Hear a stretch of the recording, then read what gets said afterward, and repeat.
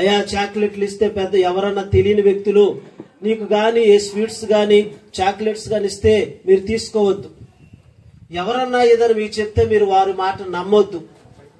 ఈ రోజున పరిస్థితులు బాగోలేదని చెప్పి మన పిల్లలకి మనం ఎంతో జాగ్రత్త చెప్తా ఉంటాం కదండి. మరి అలాంటప్పుడు దేవుడు తన బిడ్డలైనటువంటి వారిని పరలోక రాజ్యం తీసుకువెళ్లాలంటే మరి ఆ విషయం మనతో చెప్పొద్దా? ఆ విషయం మనం తెలుసుకోవద్దా? ఆ మార్గంలో మనం నడవద్దా? ఆయన యొక్క వాక్యాన్ని మనం గైకొనొద్దా? చెయ్యాలి. అలా చేస్తేనే ఏమవుతుందంటే నీ యొక్క కుటుంబం గాని నీ పరిస్థితి గాని ఇప్పుడు ఎలా ఉంటుంది చెప్పండి, ఇబ్బందుల్లో ఇరుకుల్లో పడిపోకుండా ఉంటది. అది మాత్రమే కాకుండా పరలోక రాజ్యం వెళ్ళటానికి ఆ దేవుడు మాట్లాడే అనుభవం అనేది మనకెంతో ఒక ప్రయోజనకరంగా ఎంతో మేలుకరంగా ఉంటది. చూడండి, నేను ఒక వ్యక్తిని ఇప్పుడు అలా చూపించి త్వరగా ముగిస్తా. చూడండి, వాక్యంలో చూసినట్లయితే కొరింథీయులకు రాసినటువంటి మొదటి పత్రిక 4వ అధ్యాయము 4వ వచనం చదువుకుందాం. నా యందు నాకు ఏ దోషమును కానరాదు, నా యందు నాకు ఏ దోషమును కానరాదు, ఇందువలన నీతిమంతుడిగా ఎంచబడను, అందువలన నేను నీతిమంతుడిగా ఎంచబడను. నన్ను విమర్శించువాడు ప్రభువే, నన్ను విమర్శించువాడు ప్రభువే. చాలండి. ఇక్కడ ఈ మాట ఇప్పుడు మాట్లాడేది ఎవరంటే కొరింథీ సంఘంతో అపోస్తుడైన పౌలు గారు మాట్లాడుతున్నారు. చూడండి, ఆ మాట సంఘంతో చెప్పడానికి కారణం ఏంటంటే ఆయన యొక్క భక్తి జీవితంలో తన వ్యక్తిగత విషయాన్ని సంఘానికి పరిచయం చేస్తున్నాడు. ఏమని చెప్తున్నాడు? నా యందు నాకు ఏ దోషం కూడా కానరాదు, ఇందు నిమిత్తము నేను నీతిమంతుడిగా ఎంచబడను, నన్ను విమర్శించువాడు ప్రభువే అంటున్నాడు. తన యొక్క వ్యక్తిగత పరిస్థితిని తాను దేవుడు విమర్శించే క్రితం తాను నీతిమంతుడుగా లేనటువంటి విషయంలో తన పరిస్థితి ఏంటనేటువంటి విషయాన్ని సంఘానికి చెప్తున్నాడు. ఏమని చెప్తున్నాడు? నా యందు నాకు ఏ దోషము కూడా కానరాదు అంటున్నాడు. చాలండి. ఏమన్నారు? నా యందు నాకు ఏ దోషం కూడా కానరాదు అని చెప్తున్నాడు. ఎందుకని? తాను చేసినటువంటి ఆయన కూడా క్రైస్తవుడే. చూడండి, ఒక గురువు గారిని కూడా వెంబడించిన వాడే. కానీ అతని యొక్క విధానం ఏంటంటే తన పరిస్థితి ఏంటో తనకి తెలియదు. ఏం చేసేవాడు? పూర్వం ప్రధాన యాజకుల దగ్గర, పెద్దల దగ్గర చూడండి శిష్యుల్ని ఇప్పుడు అలా బెదిరించటం, చూడండి హత్య చేయటం, సంఘాన్ని పాడు చేయటం, దేవునికి ఆరాధన లేకపోతే చూడండి దేవుని యొక్క నామంలో, యేసుక్రీస్తు నామంలో ఎక్కడైతే కూడుకుంటున్నారో అక్కడ ఏం చేస్తున్నాడు చెప్పండి? వారిని చెదరగొట్టి చెరిపి పాడు చేసి చూడండి ఇప్పుడు ఆ విధంగా చేస్తున్నాడు. ఈ విధంగా చేసేటప్పుడు చూడండి అతనికి ఏమిస్తున్నారు వారు?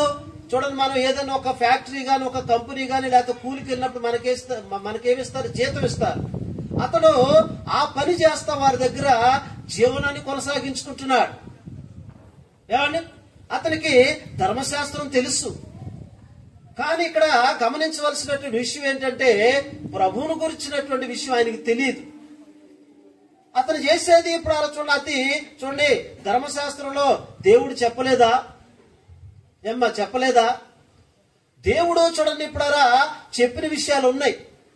దేవుడు ఇప్పుడు ఆనాడు ఇప్పుడు ఎంతో మందితో మాట్లాడి దేవుడు చూడండి ఒక్కొక్కరు ఒక్కొక్క పని చేసుకుంటా ఉంటే దేవుడు పిలిచి మాట్లాడినటువంటి సందర్భాలు చాలా ఉన్నాయి. అలాగే ఈయన చేస్తా ఉన్నాడు. అయితే దమస్కు పట్టణానికి వెళ్ళినప్పుడు అక్కడ 3వ వచనం నుంచి చదువుకుందాం. అపోస్తుల కార్యాలు 9వ అధ్యాయము 3వ వచనం నుంచి చదువుకుందాం.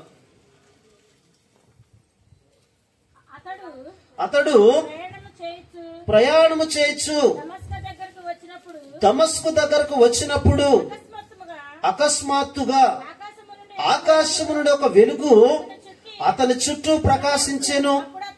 అప్పుడు అతడు నేల మీద పడి, సౌలా సౌలా, నీవేళ నన్ను హింసించుచున్నావని తనతో ఒక స్వరము పలుకుట వినెను. ప్రభువా, నీవెవడవని అతడు అడుగగా ఆయన నీవు హింసించుచున్న యేసును లేచి పట్టణములోనికి వెళ్ళుము, అక్కడ నీవు ఏమి చేయవలనో అది నీకు తెలుపబడునని చెప్పాను. చాలండి. చూశారా, ఈయన చేసేటువంటి ఇప్పుడు పాపాన్ని గురించి, తన యొక్క వ్యక్తిగత విషయాన్ని గురించి చూడండి. ఇప్పుడు ప్రభు ప్రత్యక్షమై అక్కడ మాట్లాడుతున్నారు. దమస్కు దగ్గరకు వచ్చినప్పుడు అకస్మాత్తుగా ఆకాశం నుంచి ఇప్పుడు ఏం జరిగింది? ఒక వెలుగు ప్రకాశించి చూడండి తనతో మాట్లాడినట్టుగా చూస్తున్నాం. ఏమని మాట్లాడుతున్నారు? సౌలా సౌలా, నీవేళ నన్ను హింసించుచున్నావని చెప్పి ఒక స్వరము తనతో మాట్లాడటం విన్నాడు. విన్నప్పుడు అతడు ఏమంటున్నాడు? ప్రభువా, నీవెవడవని చూడండి అడుగుతా ఉన్నాడు. యేసుక్రీస్తు ప్రభువారు ఏం చెప్పారు? నీవు హింసించుచున్నా యేసును. చూశారా, ఇప్పుడు సౌలుకి ఏం జరిగింది? అక్కడ ఒక విమర్శ జరిగింది. ఎందుకని ప్రభు ఎందుకు విమర్శించారు? తాను చేసేది తప్పు. తాను ఏం చేస్తున్నాడు? ఏమండి, మునుకోలలకు ఎదురు తన్నున్నట్టుగా దేవునికి వ్యతిరేకంగా చూడండి. ఇప్పుడారా చూడండి, మనం ఏం చేస్తాం? ప్రయాణం చేసేటప్పుడు లారీ గాని బస్సు గాని వస్తుంది అనుకోండి, దానికి తిన్నంగా వెళ్తామా, పక్క నుంచి వెళ్ళిపోతా ఉంటారా? ఏమండి, ఎందుకని? చనిపోతాం. అరే, లారీ గాని బస్సు గాని ఎదురుకుండా వస్తే గుద్దితే మనం చనిపోతాం. ఏమండి, అకస్మాత్తుగా అక్కడికక్కడ స్పాట్ లో చనిపోతాం, మనందరికి తెలుసు. కానీ ఈ సౌలుకు తెలియదు. ఏమన్నాడు? ప్రభువా, నేను మునుకోలకు ఎదురు తన్నున్నట్టుగా నేను నీకు ఎదురుగా వచ్చి నీ మీదే నేను పోటీ పడి నీ పని నేను పాడు చేస్తున్నాను ప్రభు అని చెప్పి చూడండి. ఇప్పుడారా తర్వాత తనకు అర్థమైంది. ఇప్పుడు ప్రభు విమర్శించినప్పుడు, ఏమండి, సౌలా సౌలా, నీవు నన్ను ఎలా హింసించుచున్నావు అనేటువంటి మాట చూడండి. పౌలు గారు ఏం చేశారు చెప్పండి? దేవుడు పౌలు గారిని అక్కడ సౌలుగా ఉన్నటువంటి సమయంలో విమర్శించారు. చూడండి, ఎంతో మంది ఇప్పుడు ఈ రోజున ఏమనుకుంటున్నారంటే ఒక బాప్తిస్మే రక్షణ అనుకుంటున్నారు. ఏమండి, ఏం చేస్తున్నారు? మరి మేము దేవుని నమ్ముకుంటామని చెప్పి మందిరానికి వచ్చామనుకోండి, పాస్టర్ గారి దగ్గరకు వచ్చామనుకోండి, ఏం చేస్తున్నారు? అయ్యా, ఒక 3 వారాలు, ఒక నెల, లేకపోతే కొంతకాలం రండి, మీ వచ్చిన విధానాన్ని బట్టి, మీ విశ్వాసాన్ని బట్టి మీకు బాప్తిస్మం ఇస్తామని చెప్తారు. ఏమండి, కానీ ఎంతో మంది ఇప్పుడు ఆ బాప్తిస్మం తీసుకునే ముందు ప్రభు విమర్శించారా? ప్రభు మాట్లాడారా? ఏమండి, ఎవరికి వాళ్ళు పరిశీలన చేసుకోవాలి. ఈ యొక్క సౌలుతో చూడండి, ఇప్పుడు దేవుడు మాట్లాడారు కాబట్టి తన యొక్క వ్యక్తిగత పరిస్థితి ఏంటో తను తెలుసుకోగలిగాడు. చూశారా, అప్పుడు చూడండి ఇప్పుడు ఏమన్నారు? నేను చూడండి ఇప్పుడు పూర్వం ఇప్పుడు గమలేనటువంటి ఏమండి ఒక ప్రధాన యాజకుడి దగ్గర ఏం చేస్తున్నాడు? ట్రైనింగ్ అయ్యాడు, శిక్షణ పొందుకున్నాడు చిన్నతనం నుంచి. కానీ తన వ్యక్తిగతంగా మాట్లాడే అనుభవం గాని ఆ యొక్క గమలీయేలు చూపించలా. ఏమండి, కానీ అననీయమైనటువంటి ఒక శిష్యుడు ప్రభు చెప్పారు, అయ్యా నువ్వు వెళ్ళి అతను ఏ విధంగా చేయాలో, ఏ విధంగా నడుచుకోవాలో, తన యొక్క పాపం ఏంటో వెళ్ళి అతనికి తెలియచేసి ఆ పాపం పోయేటట్టుగా చేయమని చెప్పి అదే అపోస్తుల కార్యాలు 9వ అధ్యాయము 17-18 వచనాల్లో మనం చూస్తే ఆయన అననీయ వెళ్లి ఆ ఇంట ప్రవేశించి అతని మీద చేతులుంచి, సౌలా సహోదరుడా, నీ వచ్చిన మార్గములో నీకు కనబడిన ప్రభు అయిన యేసు నీవు దృష్టి పొంది పరిశుద్ధాత్మతో నింపబడినట్లు నన్ను పంపి ఉన్నాడని చెప్పాను. అప్పుడే అతని కన్నుల నుండి పొరల వంటివి రాలగా దృష్టి కలిగి. చాలండి. చూశారా, అంతవరకు ఇప్పుడు అక్కడ మీరు చదువుకుంటే అపోస్తుల కార్యాలు 22వ అధ్యాయము 3వ వచనం నుంచి చదువుకుంటే తాను చిన్నతనం నుంచి గమలీయేలు దగ్గర శిక్షణ పొందుకున్నాడు. బైబిల్ యొక్క ధర్మశాస్త్రాన్ని గురించి ఎంతో నేర్చుకున్నాడు. ఏదో 1 సంవత్సరం కాదు, 2 సంవత్సరాలు కాదు. అక్కడ రాయబడినటువంటి మాట ఏంటంటే చిన్నతనం, బాల్యం నుంచి అని ఉంటుంది అక్కడ. అంటే ఏంటి దాని అర్థం? ఏమండి, దేవుని యొక్క చూడండి ఇప్పుడు గ్రంథంలో రాయబడిన దేవుని మాటలే. ఇవి ఏ విధంగా రాయబడి అని చాలా మందికి అర్థం కాదు. ఏమనుకుంటారంటే నేను చదువుతున్నాను కదా, దేవుడు నాతో మాట్లాడేస్తున్నాడు కదా అని చెప్పేసి చాలా మంది అది యొక్క అపోహలో ఉంటారు.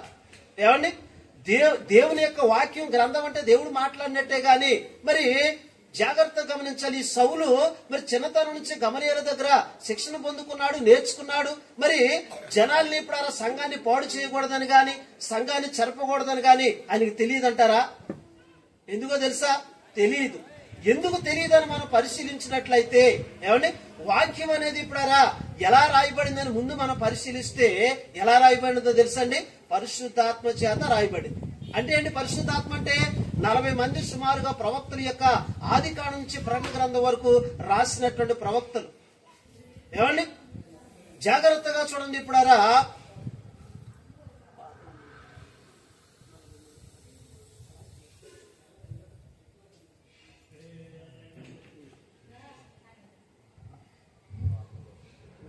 ఏమండి, జాగ్రత్తగా గమనించాలి.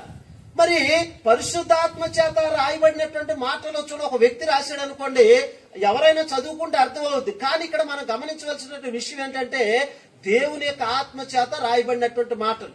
మరి నీలో ఆత్మ లేకుండా నువ్వెన్నిసార్లు చదివినా గానీ నీకు అర్థం కాదు. ఏమండి, గమలీయేలు ఇప్పుడు చిన్నతనం నుంచి నేర్చుకున్నాడండి ధర్మశాస్త్రాన్ని. మరి ఎందుకు అర్థం కాలేదు అతనికి? గమలీయేలు దగ్గర పరిశుద్ధాత్మ లేదు. గమలీయేలు దగ్గరే పరిశుద్ధాత్మ ఉంటే అక్కడే ఇప్పుడారా సౌలు మార్పు చెందేవాడు. అక్కడ గమలీయేలు గురించి ఏమి రాయబడిందో తెలుసా? అపోస్తుల కార్యాల్లో ఒక మాట ఉంది, నేను త్వరగా ముగిస్తా. అపోస్తుల కార్యాలు చూసినట్లయితే 5వ అధ్యాయము 34వ వచనంలో గమలీయేలు గురించి అక్కడ రాయబడి ఉంది. త్వరగా సమస్త ప్రజల వలన ఘనత నొందిన వాడును ధర్మశాస్త్రోపదేశకుడునైన గమలీయేలు ఒక పరిసయుడు చాలండి. ఏంటంట? సమస్త ప్రజల వలన ఘనత నొందినవాడు, ధర్మశాస్త్ర బోధకుడు, ధర్మశాస్త్రాన్ని బోధించేవాడు. కానీ మాట్లాడే అనుభవం లేదు. మాట్లాడే అనుభవం ఉంటే సంఘాన్ని సౌలు ఎందుకు పాడు చేస్తాడు? హత్య ఎందుకు చేస్తాడు? సంఘాన్ని ఎందుకు బెదిరిస్తాడు? చెరసాల్లోకి వెళ్ళి ఈడ్చుకుపోయి ఆ యొక్క దేవుని యొక్క ప్రజల్ని చెరసాలు ఎందుకు పెడతాడు? అక్కడ గమలీయేలు దగ్గర ఏమి లేదండి, పరిశుద్ధాత్మ లేదు, దేవుడు మాట్లాడే అనుభవం లేదు. ఈ యొక్క అననీయ అనేటువంటి శిష్యులు వచ్చినప్పుడు తన యొక్క పొరపాట్లేంటో, తాను దేవుడు ఎలా మాట్లాడతాడో, తన అవిధేయతలేంటో, తన పాపం ఎలా పోద్ది అనేటువంటి విషయాన్ని ఆ గమలీయేలైనటువంటి ఆ శిష్యుడు చూడండి ఇప్పుడారా ఆయన వచ్చినప్పుడు తన పాపం పోయినట్టుగా చూస్తున్నాం. పరిశుద్ధాత్మ చేత నింపబడినట్టుగా ఆ యొక్క అపోస్తుల కార్యాలు 9వ అధ్యాయము 9, 17, 18 వచనాల్లో ఆ మాటలు మనకు కనపడతాయి. చూసారా? ఏమండి, ఈ యొక్క జరిగినటువంటి ఈ సంఘటన చూసి అక్కడ మాట్లాడుతున్నాడు సంఘంతో. నా యందు నాకు ఏ దోషము కానరాదు, ఇందు నిమిత్తము నేను నీతిమంతుడిగా ఎంచబడను, నన్ను విమర్శించువాడు ప్రభువే. మరి ఆ సౌలును ప్రభు గారిని విమర్శించలేదనుకో, తన పాపం ఏంటో, తన తప్పేంటో, తను చేసేటువంటి ఆ యొక్క చెడ్డ పని ఏంటో, దుర్మార్గత ఏంటో అతను తెలుస్తుందా? ఈ రోజున సంఘాల్లో ఇప్పుడు చూడండి, దేవుణ్ణి నమ్ముకున్నా గానీ ఇంకా కొంతమంది మనం చూస్తా ఉంటాం. ఏమండి, అబద్ధికులుగా, త్రాగుబోతులుగా, జూతగాళ్లుగా, వ్యభిచారులుగా, ఈ కుటుంబానికి ఇప్పుడు చూడండి ఒక ప్రయోజనకరంగా లేకుండా, దేవునికి ఒక ప్రయోజనకరంగా లేకుండా, సంఘానికి, సమాజానికి ఏమండి వారి యొక్క ఒక ప్రయోజనకరంగా లేకుండా ఎంతో మందిని చూస్తూ ఉంటాం. వారెవరో దేవుణ్ణి నమ్ముకున్న వాళ్ళే. కారణం ఏంటి? దేవుడు మాట్లాడే అనుభవం లేదు. అందుకనే అక్కడ యోబు గ్రంథము 11వ అధ్యాయము అక్కడ 5వ వచనం ఏమనుంది? దేవుడు నీతో మాట్లాడిన మేలు, ఆయన నీతో వాదించిన మేలు. ఈరోజు దేవుడు మాట్లాడటం వల్ల ఎన్ని ప్రయోజనాలు ఉన్నాయో మనిషికి అర్థం కావట్లా. మనిషికి ఏం అర్థం కావట్లా? దేవుడు మాట్లాడేటువంటి అనుభవం లేకపోవటాన్ని బట్టి ఏమీ అర్థం కావట్లా. అయోమయం కింద ఉన్నాడు. తను ఏం చేస్తున్నాడో, ఎలా ప్రవర్తిస్తున్నాడో, ఎక్కడికి వెళుతున్నాడో, ఏ విధంగా భక్తి చేస్తున్నాడో, ఏవి చెయ్యాలో ఏవి చేయకూడదో, అసలు పరలోక రాజ్యం వెళ్ళేటువంటి మార్గం ఏంటి, దేవుడు ఎలా మాట్లాడతాడు, ఈ విషయాలు అర్థం కావట్లా. ఎందుకని? కారణం ఏంటి? మనం ఎన్నో సంవత్సరాల నుంచి ఇప్పుడు అలా దేవుణ్ణి నమ్ముకుంటాం. కానీ అయ్యా దేవుడు మాట్లాడుతున్నారంటే ఏదో ప్రార్థన చేసుకుంటున్నాం అయ్యా, ఏదో మందిరానికి వెళ్తా ఉంటాం వస్తా ఉంటామయ్యా, దేవుడు మాట్లాడటం లేదయ్యా అని చెప్పేసి చూడండి యథార్థంగా చెప్తా ఉంటారు. కారణం ఏంటి? ఏమండి, దేవుడు చూడండి ఇప్పుడారా మాట్లాడిన సందర్భాలు లేవా? ఏమండి, ఆమోసు గ్రంథంలో 3వ అధ్యాయంలో 5వ వచనం ఏమనుందంటే, తన సేవకులైన ప్రవక్తలకు ఏమండి సంకల్పించిన దాన్ని దేవుడు తాను చెప్పకుండా ఏమీ కూడా చేయడంట. ఎవరికి ఆ మాట చెప్పింది? సేవకులతో చెప్పిన మాట. అది ఉందా ఆ మాట? ఏంటంటే దేవుడు ఏదైతే చేయాలని చెప్పి తాను సంకల్పిస్తాడో దాన్ని నిర్ణయిస్తాడో దేవుడు తన దాసులకు చెప్తాడంట, అయ్యా నేను ఇది చేయబోతున్నాను, ఇది నేను చేస్తున్నాను. చెప్పలేదా? యోసేపుతో దేవుడు చెప్పాడా 7 సంవత్సరాలు కరువు వస్తుందని? ఏమన్నా చెప్పారా లేదా? ఏమంటే మోషేతో దేవుడు మాట్లాడి ఇశ్రాయేలు ప్రజల్ని ఐగుప్తు దేశం నుంచి విడిపించాలి, ఎల్లు నేను తోడుగా ఉంటానని దేవుడు చెప్పలేదా? ఏమండి అబ్రహాంతో దేవుడు చెప్పలేదా? కనాను దేశాన్ని నేను నీ యొక్క సంతానానికి ఏమండి నేను వాగ్దానం చేశాను, నీకు ఆ సంతానానికి నేను స్వాస్థ్యంగా ఇస్తానని దేవుడు చెప్పలేదా? ప్రవక్తలతో చూడండి ఇప్పుడు దేవుడు ఎవరు మాట్లాడకుండా సేవ చేయలా, దేవుని పని ఎవరో చేయలా మాట్లాడకుండా. అది సేవకుల విషయం. ఇంకా విశ్వాసుల దగ్గరకు వచ్చేపాటి కొంతమంది చెప్పే మాట ఏంటంటే, అయ్యా సేవకులు ఎప్పుడు దేవునితో ఉంటారు, దేవుని వాక్యాన్ని బోధిస్తూ ఉంటారు, ఎప్పుడు ప్రార్థన చేసుకుంటా ఉంటారు, వాళ్ళు అదే పని మీద ఉంటారు కాబట్టి వారితో దేవుడు మాట్లాడతారు. మరి మేము ఉద్యోగాలు, కూలి పని, వ్యాపారాలు ఈ పనులన్నీ చేసుకుంటా ఉంటాం కదా, దేవుడు మాతో మాట్లాడతారా? అలా జరగదు కదే అంట. విశ్వాసులతో కూడా దేవుడు మాట్లాడతాడు. చూడండి ముగిస్తా. హోషేయ గ్రంథము 5వ అధ్యాయము చూడండి, అక్కడ హోషేయ గ్రంథం 5వ అధ్యాయము 9వ వచనం చదువుకుందాం. చదవండమ్మా. శిక్షా దినమున ఎఫ్రాయిము పాడైపోవును, నిశ్చయముగా జరగబోవు దానిని ఇశ్రాయేలుల గోత్రపు వారికి నేను తెలియజేయుచున్నాను. ఎవరు ఈ ఇశ్రాయేలుపు గోత్రపు వారు ఎవరు? మారు మనస్సు పొంది దేవుడు మాట్లాడే అనుభవం ఉన్నటువంటి ప్రతి ఒక్కరు కూడా వారు ఇశ్రాయేలీలు. ఏమండి, మరి నీవు ఆ గుంపులో ఆ గోత్రంలో చేర్చబడ్డావా? నువ్వు చేర్చబడలేదంటే దాని అర్థం ఏంటి? దేవుడు మాట్లాడే అనుభవం నీకు లేదు. మాట్లాడితే ఏమవుతుందో తెలుసా? నీకు ఎన్నో సమస్యలు, ఏమండి నీవు పుట్టినది మొదలుకొని నీ ఊహ వచ్చి, ఏమండి వివాహాలు జరిగి బిడ్డలు కానీ కుటుంబం ఏర్పడిన తర్వాత నువ్వెన్నో సమస్యలు చిక్కుపోయిన పరిస్థితులు లేవా? నీకు ఎన్నోసార్లు బలహీనత రాలేదా? నువ్వెన్నోసార్లు నీ కుటుంబం విషయంలో, నీ వ్యక్తిగత విషయంలో, ఈ సమాజాన్ని బట్టి గాని మనుషులను బట్టి గాని నువ్వు ఏడ్చిన సందర్భాలు, బాధపడిన సందర్భాలు లేవా? ఎప్పుడన్నా వచ్చి నువ్వు బాధపడేటప్పుడు ఎందుకమ్మా నువ్వు బాధపడుతున్నావు, నేనున్నాను కదా నీ సహాయం చేస్తానని ఎప్పుడన్నా ఆ ఓదార్పు మాట నువ్వు విన్నావా? చాలా మంది అంటారు, అయ్యా వాక్యంలో విన్నానయ్యా, మంచిదే, కానీ వాక్యంలో విన్నదానికంటే వ్యక్తిగతంగా దేవుడే వచ్చి నీతో మాట్లాడితే అది ఎంత గొప్ప. ఏమండి, ఒక ఎమ్మెల్యే గాని ఒక మంత్రి గాని మన గ్రామానికి వస్తున్నారంటే మనం ఎంతో సందడి చేస్తూ ఉంటాం, గడగడలాడిపోతా ఉంటాం. మరి ప్రపంచ నిర్మాత, ఏమండి ప్రపంచాన్ని నిర్మించినటువంటి దేవుడు నీలోకి వస్తే అది నీకెంత సంతోషం. ఏమండి, నీకేదైనా ఒక లాడర్ తగిలితేనే, ఏదైనా నువ్వు అనుకున్నది ఏదన్నా నీకు ఒక మేలు ఏదైనా జరిగితేనే నువ్వేం చెప్తావు? 10 మందితో చెప్పి ఎంతో సంతోషపడిపోతా ఉంటావు.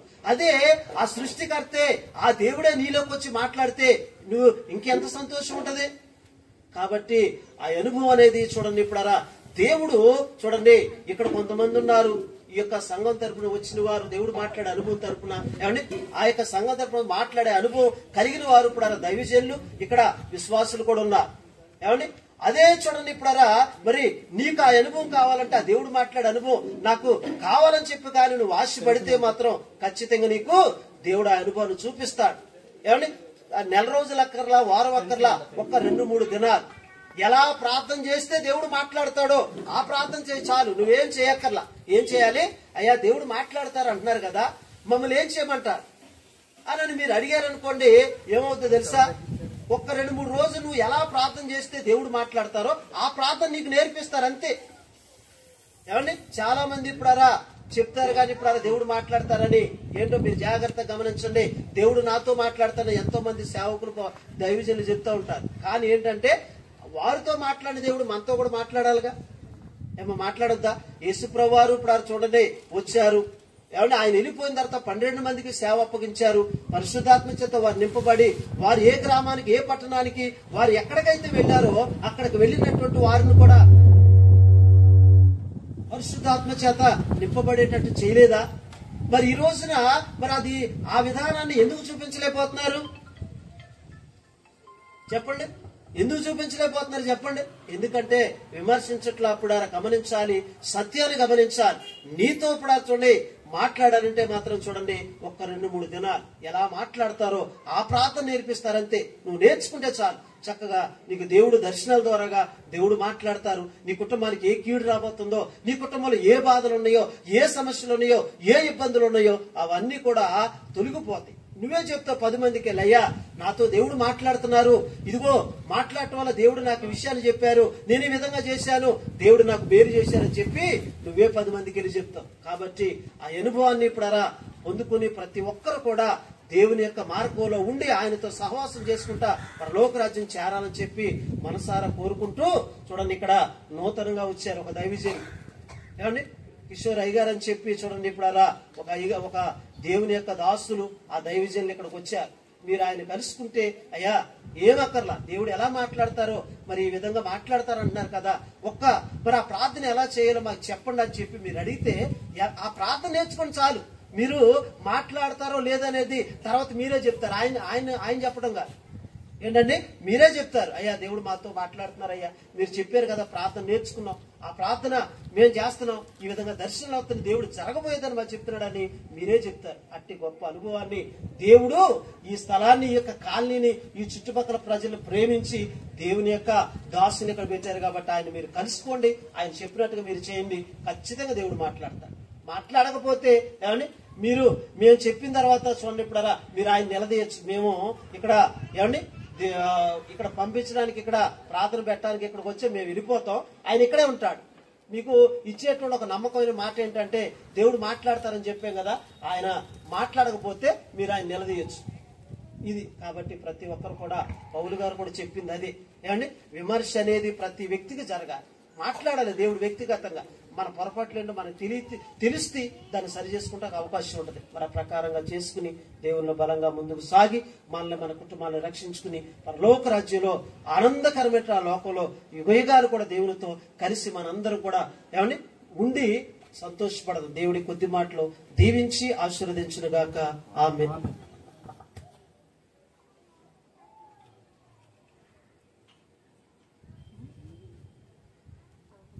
చాలా సంతోషం అండి.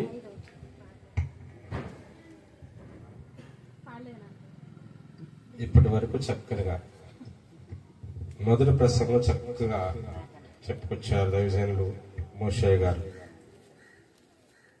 మోషే గారు చెప్పిన బోధ అంతా క్రొత్త బోధగా ఉన్నట్టుగా చాలా మంది గ్రహిస్తున్నారు అనుకుంటున్నాను. ఇదేమిటో క్రొత్త బోధగా ఉన్నదే మార్క్స్ 1:27 ఉన్న వాక్యానుసారంగా ఉంది. ఏమండి మా చిన్నప్పటి నుంచి మేము ప్రార్థనకి వెళ్తున్నాం, పెద్ద పెద్ద దైవజనుల దగ్గర మేము బాప్తీసం తీసుకున్నాం, ఏనాడు కూడా దేవుడు మాట్లాడుతాం అన్న విషయం మాకు తెలియలేదు. ఇదేంటి దేవుడు మాట్లాడతారంటే నిజమేనా? దేవుడు ఎలా మాట్లాడతారు? దేవుడు మాట్లాడతారా? మనిషితో దేవుడు కూడా మాట్లాడతారా? మాకెవరు చెప్పలేదే. స్వరంతో కూడా మాట్లాడతారా? ఆశ్చర్యంగా ఉంది, క్రొత్త బాధగా ఉంది అని చాలా మందికి ఆశ్చర్యం కలగవచ్చు. వాస్తవాలండి దైవజనులు మోషే గారు చెప్పింది. దేవుడు నిజంగా మనిషితో మాట్లాడతారు. ప్రభు మాట్లాడి, కుమారుడా నీ పాపాలు నేను క్షమించానంటేనే రక్షణ, మారు మనసు, పాప క్షమాపణ. అటువంటి వాళ్ళకే పరలోక రాజ్యంలో చోటు ఉంటది. పాప క్షమాపణ కలగకుండా, ప్రభు చేత నువ్వు నిర్దోషిని ఎంచబడకుండా, దేవుడు నీతో మాట్లాడకుండా పరలోక రాజ్యం అంచులు కూడా నువ్వు చూడలేవాడు. చక్కని మాట. ఇలారా దేవుని పిలువ శక్తి గల సంఘంలో గొప్ప దైవజనుగా ఉంటున్న మా ఆత్మ తండ్రి కొన్ననాన్న గారి విలువైన ప్రసంగం ఉంది. కొన్ననాన్న గారి ద్వారా మేమందరం పంపబడ్డాం. ఇప్పుడు నూతన ఇక్కడ పంపడిన దైవజనులు దేవుడు మాట్లాడతారని ఈ స్థలానికి దేవుని చేత పంపబడ్డారు. అదే విధంగా ఆయన కంటే ముందుగా ఎప్పుడో గత 15-20 సంవత్సరాల క్రితం మేమందరం కూడా ఒకరి ద్వారా ఒక దేవుని యొక్క చిత్తాన్ని బట్టి దేవుడు పిలిచి అభిషేకించి ఒక్కొక్కరు ఒక్కొక్క రూట్ లో పంపించారు ప్రభు. మేము వెళ్ళాం, అదే బోధ మేము కూడా బోధించేది. కొత్త బోధే. దేవుడు మాట్లాడతారు, మనిషితో మాట్లాడతారు, జరిగే విషయాలు జరగని విషయం ఏదైనా చెప్తారు. ఖచ్చితంగా అన్నిటికంటే ముఖ్యంగా పాప క్షమాపణ కలుగుతాడు. ప్రభు చేత నువ్వు నిర్దోషం ఎంచబడతావు. దైవజన్ మీకోసం ప్రార్థించి మీరున్న ప్రతి అవధేతం, ప్రతి పొరపాటు, ప్రతి పాపాలను బయలుపరుస్తారు. దేవుని చేత పంపని యాజకులు నూతనంగా వచ్చారు ప్రాంతానికి కిషోరయ్య గారు. ఆయన దగ్గరికి వస్తే ఖచ్చితంగా ప్రభు మీతో మాట్లాడతారు. జరిగే విషయం జరగని విషయం చెప్తారు. మీకు మేలు జరిగింది, పరలోక రాజ్యం మార్గం ఎలా చూపిస్తారు. అనేక పాపముల చేత కొట్టుమిట్టాడు. మనం చనిపోతే పాపముల వచ్చి చేత మరణం, చనిపోతే నరకానికి వెళ్ళిపోతాం. ఆ నరకం నుంచి తప్పించడానికి, పాపక్షమాపణ కలగటానికే దేవుని చేత పిలబడి, అభిషేకించబడి, ఏర్పరచబడి ఈ ప్రాంతానికి కిషోర్ గారు వచ్చారు. ఆయన దగ్గరికి వస్తే గొప్ప మేలు మీకు జరిగింది, పాప క్షమాపణ కలిగింది. దేవుడి మాట అనుభవం ఏంటో మీరు తెలుసుకుంటారని చక్కని ప్రసంగాన్ని అందించిన దైవసేనులు మోషే గారికి ప్రభునామం నేను వందనాలు తెలియజేస్తున్నాను. మన మధ్యలో పాప చిన్న పాట పాడుతుంది, ప్రభువుని స్తుతిస్తుండగా అందరం కూడా ఉద్యోగం క్లాస్ కొడుతూ దేవుని చిత్తాన్ని బట్టి ముందు కొనసాగుదాం. విలువైన ప్రసంగం గవర్నర్ కొన్న గారికి విలువైన మెసేజ్ ఉంది, అద్భుతమైన ప్రసంగం. ప్రతి ఒక్క పరిశీలించాలని ప్రభు పేట కోరుకుంటున్నాను.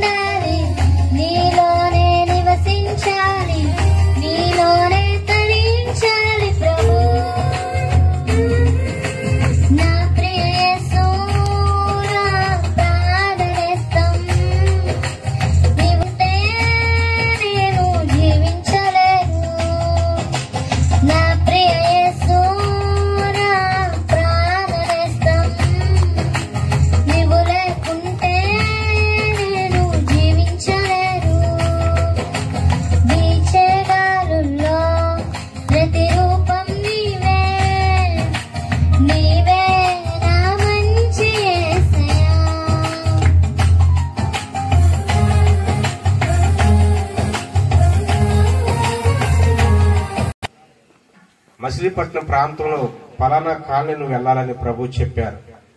దాని ప్రకారం ఈ స్థలానికి రావటం, మొదట ఇక్కడ ఆరాధన పెట్టడం, ఈ స్థలానికి మాతో మాట్లాడి మమ్మల్ని ఏ విధంగా పంపడ్డారో అదే విధంగా మా అందరి కోసం ప్రార్థన చేసి మమ్మల్ని బలపరిచిన దైవజన్ కొన్నే నాన్నగారు ఈ ప్రాంతానికి వచ్చారు.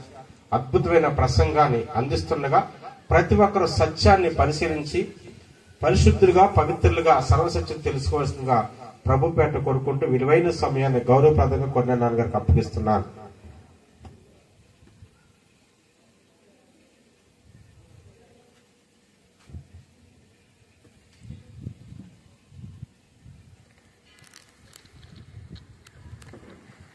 దేవుని నామానికి స్తోత్రాలు. కూడి వచ్చిన మీ అందరికి నా వందనాలు. ఇప్పుడు పాటల అనంతరం నాకంటే ముందుగా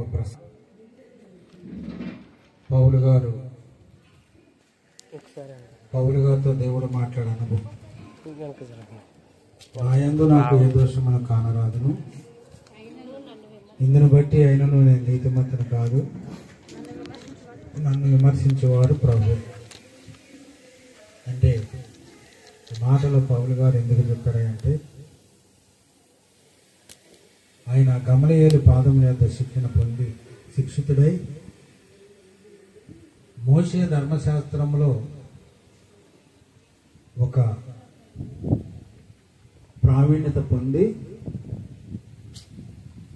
నడుస్తున్నాడు. ఆ విధంగా నడిచినప్పటికి కూడా ధర్మశాస్త్రం వింటున్నప్పటికీ, ధర్మశాస్త్రాన్ని చదువుతున్నప్పటికీ, ట్రైనింగ్ పుస్తకాన్ని గురించి అతనికి తెలియలేదు, గమలీయేలుకి తెలియలేదు. ఆ మాటలు పౌలు గారికి చెప్పలేదు. ఎప్పుడైతే దమస్కు మార్గాన వెళుతున్నప్పుడు పగలు ఇంచుమించు 12 గంటల వేళ దేవుడు తనతో మాట్లాడినప్పుడు అర్థమైంది ఇది నిజము అని. గ్రంథాన్ని చదివినప్పుడు అర్థం కాలేదు, ట్రైనింగ్ అయినప్పుడు అర్థం కాలేదు, స్వయంగా దేవుడు తనతో మాట్లాడినప్పుడు అర్థం. ఓహో, నేను చేస్తుంది తప్పు, ఇది కరెక్ట్ కాదు, ఇదంతా కరెక్ట్ కాదని చెప్పి అప్పుడు అర్థమైంది. అందుకని ఈ మాటలు ఏమన్నాడు, నా యందు నాకే దోషము కానరాదు, అయినను నేను నీతిమంతులను కాను, నన్ను విమర్శించేవారు ప్రభువే.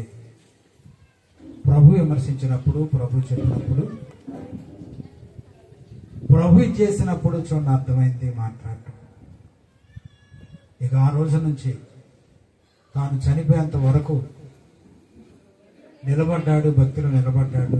చక్కగా 14 సంఘాలు కట్టాడు, 14 పత్రికలు రాశాడు. క్రీస్తు కొరకు హతసాక్షిగా చంపబడ్డాడు, నిలబడ్డాడు.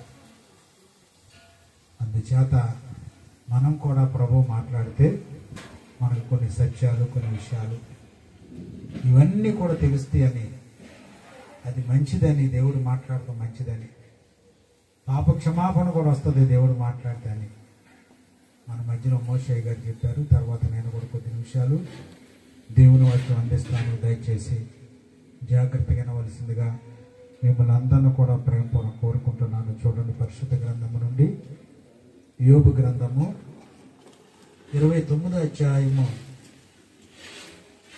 6వ వచనాన్ని చదువుకుందాం. యోబు గ్రంథం 29వ అధ్యాయం. నేను పెట్టిన అడిగల్లా నేతిలో పడెను, బండ నుండి నా నిమిత్తము నూనె ప్రవాహముగా పారెను. చాలండి, ఈ మాటలు యోబు భక్తుడు మాట్లాడుతూ ఉన్నాడు. నేను పెట్టిన అడిగల్లా నేతిలో పడెను, నా నిమిత్తము బండ నుండి నూనె ప్రవాహముగా పారెను అన్నాడు. ఏమండి, ఈ యొక్క మాటలు యోబు భక్తుడు చూడండి, ఈ మాటలు మాట్లాడిగా చూస్తున్నాం. ఈ మాటలు దైవజనులు చూడండి, యోబు దైవజనుడు, దేవుని యొక్క సేవకుడు. నా సేవకుడైనా యోబు సంగతి ఆలోచించావా అన్నాడు. ఏమన్నాడు? నా సేవకుడైన యోబు సంగతి ఆలోచన చేసేవాని సాతానుడితో దేవుడు మాట్లాడు. సేవకుడు పెట్టిన అడిగల్లా ఎక్కడ ఉందంటే నేతిలో పడి. ఏమండి, సేవకుడి నిమిత్తం చూడండి బండ నుండి నూనె ప్రవాహముగా పారింది. ఏ ప్లేస్లో చూడండి, ఏ యొక్క జనాల్లో, ఏ ప్లేస్లో దేవుని సేవకుడు, దేవుని చేత అభిషక్తులైన వారు, దేవుడు మాట్లాడే అనుభవం కలిగిన వారు ఏ ప్రదేశాల్లో ఉంటారు, వారు పెట్టిన అడిగి ఏమైందంటే నేతిలో పట్టడం అంటే ఏంటి? సమృద్ధి అయినా చూడండి ఆశీర్వాదాలు, దేవుని అక్కడ ఉంటాయి. దేవుని యొక్క సన్నిధానం చూడండి అతనిలో అక్కడ ఉంటుంది. నేతిలో పట్టడం అంటే సమృద్ధి అయిన చూడండి ఆహారము, సమృద్ధి అయిన దీవెనలు, మెండైన చూడండి మేలు అనేవి అక్కడ ఉంటాయి. ఏ ప్రాంతంలో, ఏ ప్రదేశంలో, ఏ కాలనీలో ఎవరి దగ్గర అయితే చూడండి దేవుని దాసులు ఉంటారు, దేవుని యొక్క ఆశీర్వాదం. ఏమండి, పరిశీలించాలి. నా నిమిత్తం బండ నుండి నూనె ప్రవాహంగా పారింది, మారిపోయింది.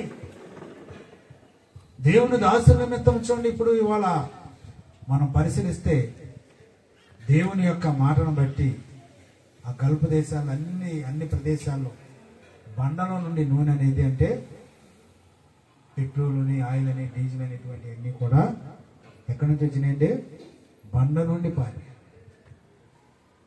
దేవుని యొక్క ప్రవచనం అంటే ముందుగా దేవుడు చెప్పిన ప్రవచనం.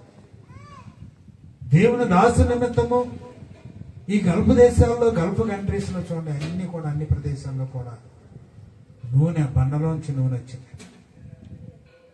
బండలో నుంచి చూడండి పెట్రోలు, ఇది ముందే వస్తుందని క్రీస్తుకు పూర్వమే చూడండి 8వ శతాబ్దంలో చెప్పండి మాట. క్రీస్తు పుట్ట క్రితమే, క్రీస్తుకు పూర్వమే దేవుని దాసుల ద్వారా చూడండి ప్రవచనాలు ప్రవచించిన ఈ యొక్క మాట. పిల్లరా చూడండి, దేవుని దాసుల నిమిత్తము బండలాంటి వారు చూడండి, వారి దగ్గర నూనె ప్రవహిస్తూ ఉంటది.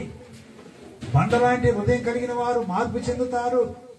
వారి బ్రతుకులు మార్చబడితే కఠినమైన హృదయాలు, కరుడుగట్టిన హృదయాలు, కరుడుగట్టిన దొంగలు, మోసగాళ్ళు, వ్యభిచారులు, కరుడుగట్టిన వ్యభిచారం కలిగిన వారు, లంచగొండలు,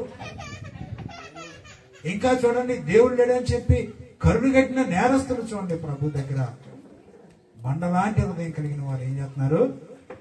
నూనె ప్రవహిస్తున్నారు, మార్పు చెందుతున్నారు, మార్మస్ పొందుతున్నారు, సాక్షులుగా నిలబడుతున్నారు, భక్తులుగా నిలబడుతున్నారు, దేవుని కొరకు త్యాగం చేస్తున్నారు, ప్రాణాలు అర్పిస్తా ఉన్నారు.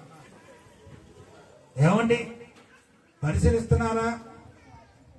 ఇందాక చెప్పబడిన చూడండి పౌలు గారి విషయంలో, సౌలుగా ఉన్నప్పుడు కఠినమైన నేరస్తుడు. ఏమండి, ఒక మతోన్మాదని చెప్పాలంటే సౌలు ఎవరంటే ఒక మతోన్మాది. మతం కొరకు ప్రాణం పెట్టేవాడు. ఏమండి, మతోన్మాదం భక్తి ఉండటం తప్పలేదు, కానీ మతోన్మాదం అనేది చాలా డేంజర్. ఏమండి, మతోన్మాదం అనేది దేవుని కొరకు చూడండి వారు ఏం చేస్తారా అంటే ప్రాణత్యాగం. అంటే ఇప్పుడు సంసోను గన తనకు తాను చంపుకొని ఇతరుని ఆ దినాన్ని ఒక్కరోజునే 3000 మంది పైకి మనిషి అంతమంది జనాన్ని చంపేసి. ఏమండి పిల్లలు చూడండి, తను చనిపోయేది కాక ఇతరులను చంపేది మతోన్మాదం.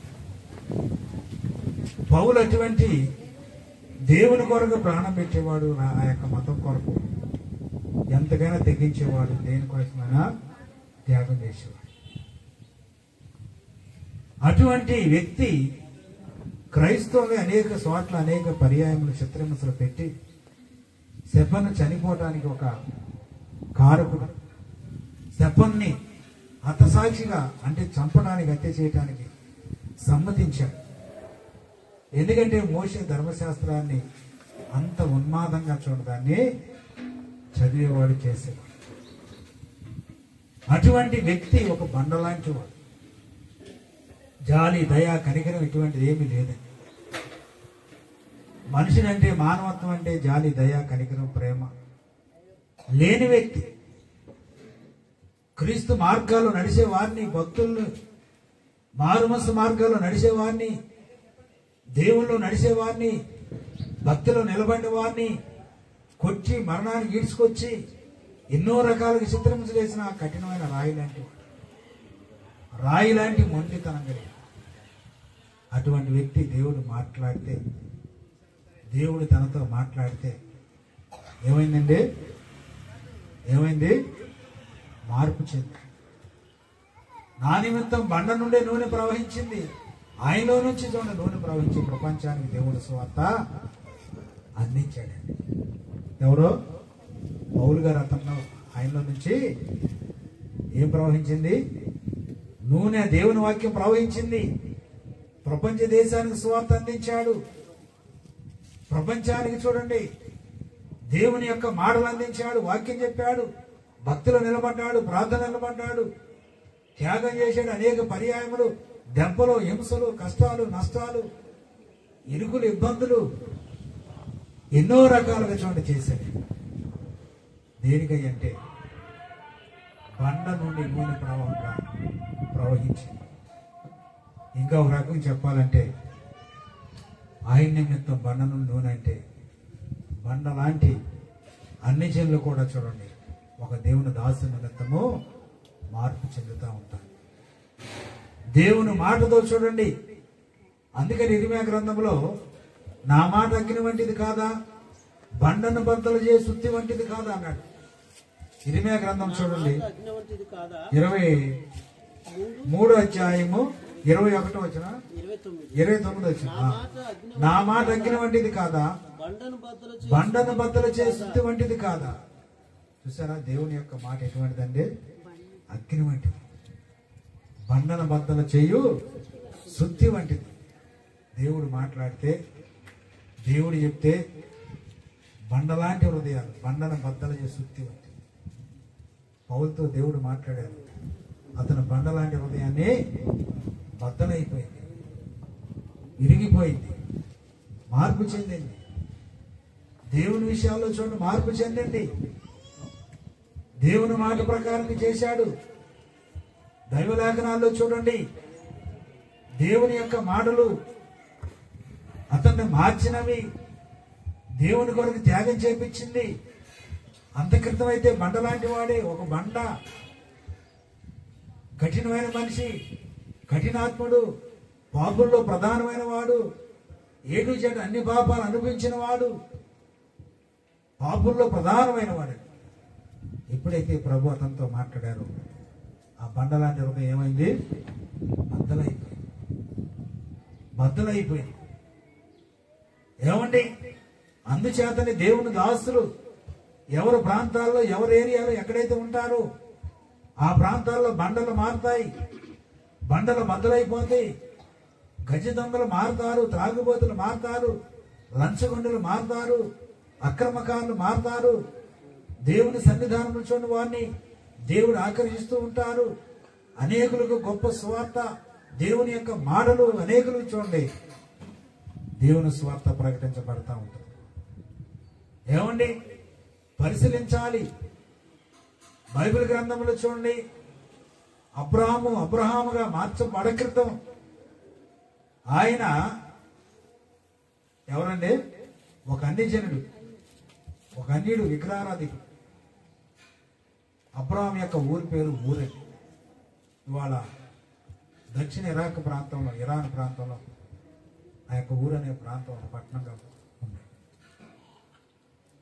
అతడు సిరియనుడు, ఆ ప్రాంతంలో పుట్టినవాడు. ఆ ప్రాంతంలో దేవుడు తనతో మాట్లాడతాడు. ఆయన బండల్లో పూజ చేసే వ్యక్తి. అబ్రహాం కుటుంబం ఏంటి? విగ్రహారాధికుడని యెహోషువ గ్రంథం 24 అధ్యాయం 2వ వచనం చదివితే ఉంటుంది. అబ్రహాము యూఫ్రటీస్ నది అవతల ఎవరండి? ఒక యెహోషువ జనులందరితో ఇట్లనెను, ఇశ్రాయేలు దేవుడైన యెహోవా చెప్పునదేమనగా ఆది కాలము నుండి మీ పితరులు అనగా అబ్రహామునకును నాహోరునకు తండ్రి అయిన తెరహు కుటుంబీకులు నది యూఫ్రటీసు అద్దరిని నివసించి ఇతర దేవతలను పూజించిరి. ఎవరండి వాళ్ళు? అబ్రహాము నాహోరు యొక్క కుటుంబాలు. తెరహు కుమారులు అబ్రహాము నాహోరు ఎవరండి? తెరహు కుమారులు. ఆ కుటుంబీకులు నది యూఫ్రటీస్ నది దగ్గర వాళ్ళు ఎవరండి? ఇతర దేవతలను పూజించిన వాళ్ళు. యూదులు, క్రైస్తులు కాదు, దేవుని ఆరాధించేవారు కాదు, దేవుళ్ళు కాని వారికి ఆరాధించేవారు. అటువంటి జనాల్లో నుంచి దేవుడు అబ్రహాంగా ఉన్నప్పుడు ఆయన పిలిచి ఇదిగో నేను నీకు చూపించబో దేశానికి వెళ్ళు, నేను నిన్ను అక్కడ గొప్ప జనంగా చేస్తాను, నిన్ను దీవించేవాడిని దీవిస్తాను, నిన్ను శపించేవాడిని శపిస్తాను, నిన్ను బట్టి భూలోకంలో ఉన్న వంశములని దీవించబడతాయని చెప్పి అబ్రహాంతో చెప్పినట్టుగా చూస్తాం. అబ్రహాం బండ లాంటి వాడు, ఒక రాయి. ఏమండి? ఒక రాయి లాంటి హృదయం కలిగిన వ్యక్తి, దేవుడు కాని వాళ్ళని, ఒక దేవుడు కాని వాళ్ళని చూడ ఆరాధించి విగ్రహ సంబంధ కార్యాలు చేసేవాడు. వారి పితరుల యొక్క ఆచారాలు, పితరుల యొక్క ఇది రకరకాలుగా పాటించి ఆచరించిన వ్యక్తి. ఏమండి, పరిశీలించాలి. దైవ గ్రంథాలు, దేవుని యొక్క మాటలు పరిశీలించాలి. అటువంటి భయంకరమైన కరుడుగట్టిన రాత్రి లాంటి హృదయం కలిగిన మనిషిని దేవుడు పిలిచి అతన్ని మార్చి, అతనికి దర్శనమిచ్చి, అతనితో మాట్లాడి, అతన్ని సంభాషించి, అతనికి రక్షణ కలగజేసి, అతని కుటుంబాన్ని దేవుడు ఎన్నుకొని దీవించి, ఆ ఊరనే ప్రాంతం నుంచి చూడండి అబ్రహాముని పిలిచినప్పుడు ఎక్కడికి వచ్చాడు? నాహోరు పట్టణానికి వచ్చాడు. దాన్ని ఏమంటారు? మెస్పోతిమి ఆ ప్రాంతానికి కొంతకాలం, హారాన్ అనే ఆ ప్రాంతానికి వచ్చి హారాన్లో కొంతకాలము నివాసం చేసి అక్కడి నుంచి ఈనాడు యెరూషలేం ప్రాంతం అనబడిన ఆ యెరూషలేం ఇశ్రాయేలు దేశానికి వచ్చాడు. ఏమండి, ఆయన బట్టి దేవుడు ఆశీర్వదించాడు, గొప్ప సంతానాన్ని ఇచ్చాడు. అబ్రహాం పిల్లలు లేనప్పుడు 100 సంవత్సరాలకి చూడండి ఒక కుమారుని ఇస్సాకునిచ్చాడు. ఇస్సాకు ద్వారా 2 కుమారులు ఏశావు, యాకోబు పుట్టారు. వాళ్ళ సంతానం చాలా అభివృద్ధి పొందింది, విస్తరించబడింది. యాకోబు నాటి 12 మంది కుమారులు. అబ్రహాం ద్వారా ఇస్మాయిలీకి కూడా కుమారులు పుట్టారు, 12 రాజులు. తర్వాత కెతూరాకు కూడా 6 కుమారులు పుట్టారు. ఇట్లా అబ్రహాం యొక్క సంతానం ఏమైంది? ప్రపంచ దేశాన్ని మొత్తం కూడా ఏమైంది? విస్తరించబడి. ఏమండి, పరిశీలించాలి. ఎందుకు పనికిరాని 3 అనుకున్న వ్యక్తిని, ఇక అబ్రహాం సంతానం లేదనుకున్న వ్యక్తిని, ఇక అబ్రహాం భార్య శారా గుడ్రాలు, ఎందుకు పనికిరాదు అనుకున్న వ్యక్తిని దేవుడు ఆమెను ప్రేమించి, వాళ్ళ కుటుంబాన్ని ప్రేమించి పిల్లలిచ్చి ఆ విధంగా ఇంప్రూవ్మెంట్ చేసి, డెవలప్ చేసి, బండ నుండి ఏమొచ్చింది? నూనె ప్రవాహంగా మారింది. బండ లాంటి హృదయాలు, అటువంటి హృదయాన్ని మార్చి ఈనాడు అబ్రహాం కుమారుడైన దావీదు కుమారుడైన యేసుక్రీస్తు వారి వంశంలో అబ్రహాం సంతానం నుంచి దావీదు వచ్చాడు. దావీదు సంతతిలో నుంచి యేసుక్రీస్తు వారి శరీరానుసారం ఈ లోకానికి వచ్చాడు. ఏమండి, పరిశీలించాలి. దేవుని దాసు నిమిత్తము బండ నుండి నూనె ప్రవాహంగా వచ్చింది. అబ్రహాం నివసించిన దేశం ఆశీర్వదించబడిన ప్రాంతం, దేవుడు ఎన్నుకున్న ప్రాంతం, దేవుడు ఆశీర్వదించిన పట్టణం. ఏమండి, పరిశీలిస్తున్నారా? దైవ గ్రంథాన్ని పరిశీలించాలి.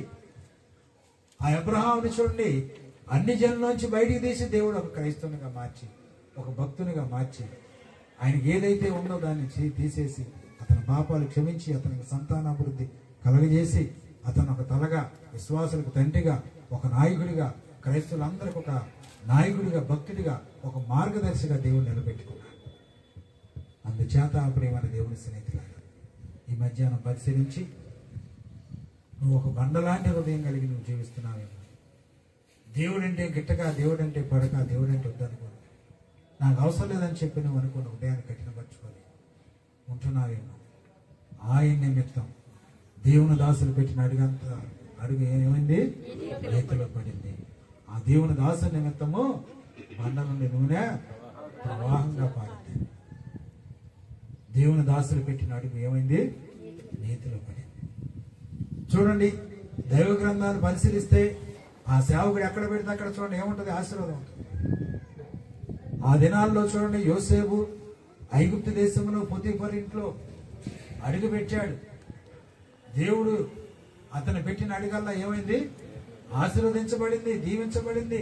పొతీఫర్ కుటుంబాన్ని ఇంటనేంటి బయటేంటి యోసేపును బట్టి దేవుడు ఆశీర్వదించాడు. ఆది కాండంలో చూడండి 39వ అధ్యాయము 5వ వచనం.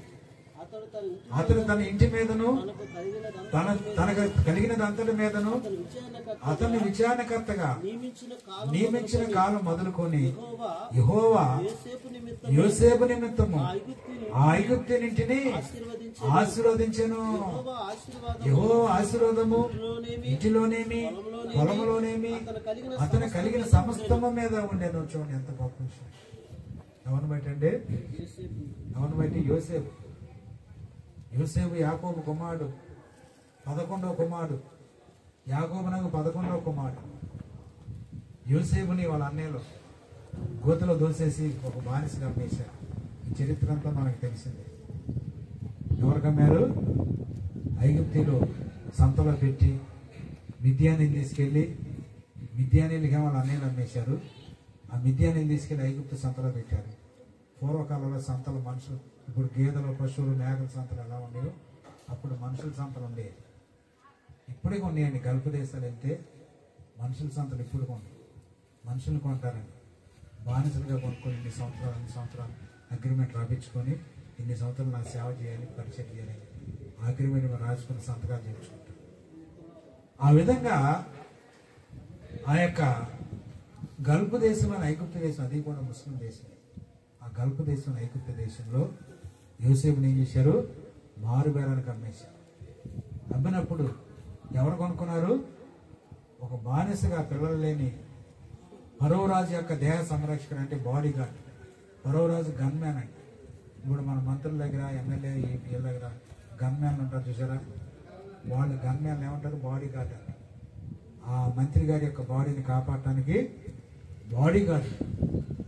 అలాగనే ఆ రాజుగారిని కాపాడటానికి చూడండి బాడీ గార్డ్ అండి, గన్మ్యాను. ఆ పోతీఫర్ చూడండి దాన్ని వెళ్ళి మారుబేరాన్ని కొనుక్కొని తీసుకెళ్లి యోసేపుని తన ఇంట్లో పెట్టుకున్నాడు. తన కుటుంబంలో చూడండి బానిసగా పనిచేస్తున్నాడు. బానిసగా కొనుక్కున్నప్పుడు కూడా ఆ పోతీఫర్ చూడండి తన సొంత కుమారుగా చూసుకుంటున్నాడు. పిల్లలేరేమో అతను బహుగా ప్రేమించి యోసేపుని చూస్తా ఉన్నాడు. ఆ విధంగా యోసేపు తన ఇంట్లో అడుగుపెట్టినది మొదలుకొని దేవుడు అతను ఏం చేశాడు?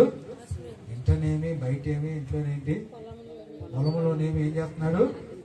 అతను కలిగిన సమస్తం మీద దేవుడు అతను విషయానికర్తగా పెట్టాడు, ఆశీర్వదించాడు, ఆశీర్వాదం పొందాడు.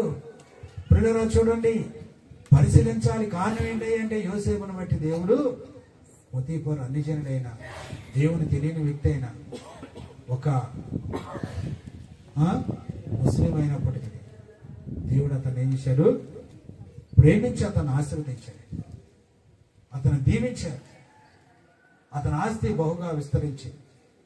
కారణం ఏంటంటే భక్తుడు, దేవుని దాసులు అని ఇంట్లో అడుగుపెట్టాడు. ఏ ప్రాంతాల్లో దేవుని దాసులు ఉంటారు, ఏ ప్రదేశాల్లో దేవుని సేవకులు వెళ్తారు, వారి యొక్క ప్రాంతం, వారి కుటుంబం, వారి దేవుని ఆశీర్వదించబడింది, దీవించబడింది, మెరుగుపరచబడింది. వారి కుటుంబాలు వర్ధిల్లుతాయి, బిడ్డలు వర్ధిల్లుతారు, వ్యాపారాలు వర్ధిల్లుతాయి, నీతిలో పట్టమంటే వర్ధిల్లటం, సమృద్ధి అయిన చూడండి ఆహారం దొరకటం, సమృద్ధి అయిన దీవెనలు దొరకటం, సమృద్ధి అయిన చూడండి ఆస్తిపాస్తులు కలిసి రావడం. ఎందుకంటే దేవుడు వారిని బట్టి, దేవుని దాసుని బట్టి, దేవుని దాసుని బట్టి దేవుడు దీవిస్తూ ఉంటాడు.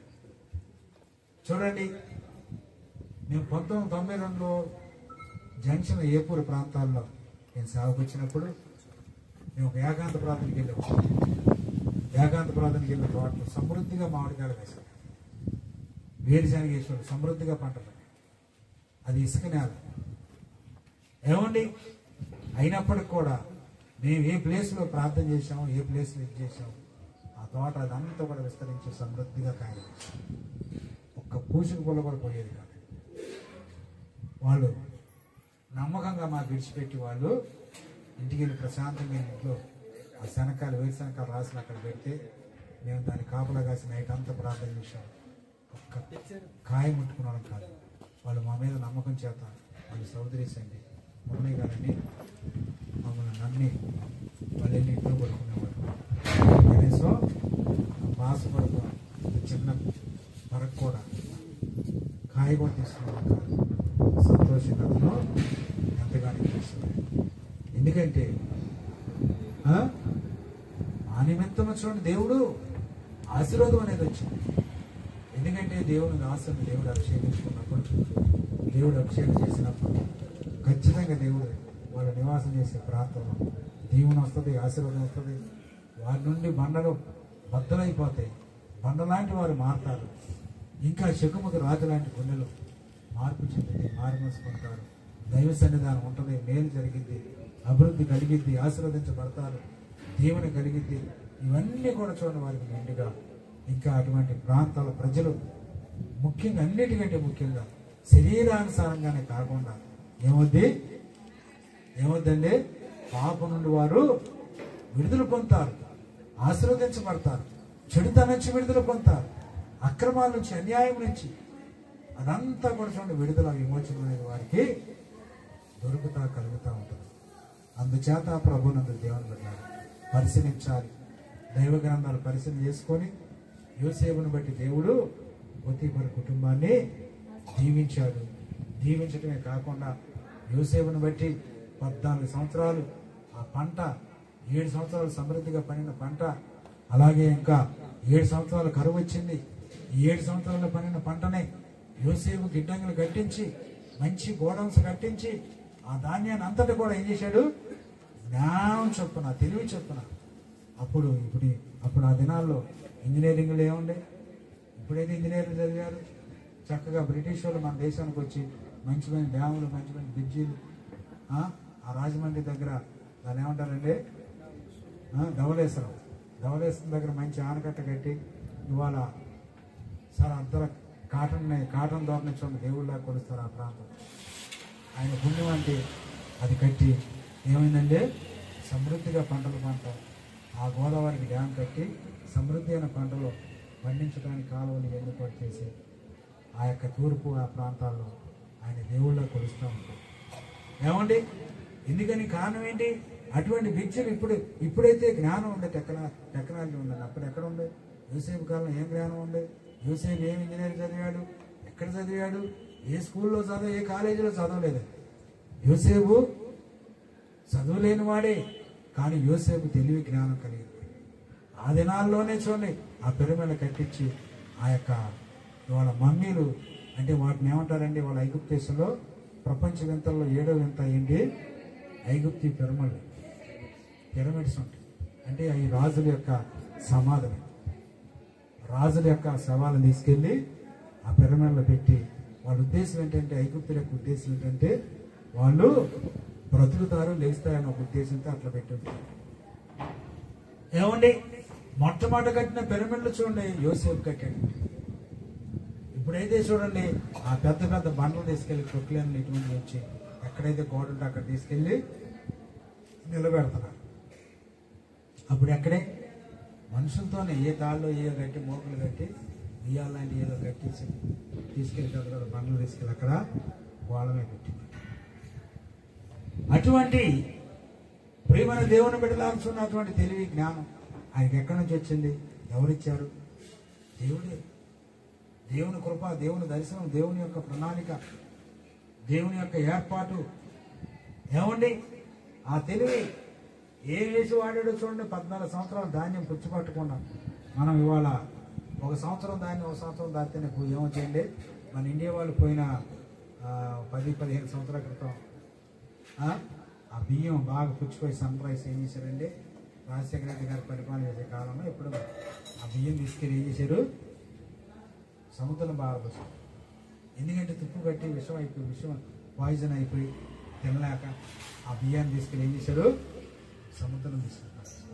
అయితే యోసేపు ఎంత జ్ఞానం, ఎంత తెలివి! ఆయన నిమిత్తం ఏమైంది? నూనె ప్రవహించింది. ఐగుప్తులో ధాన్యం ఉంది.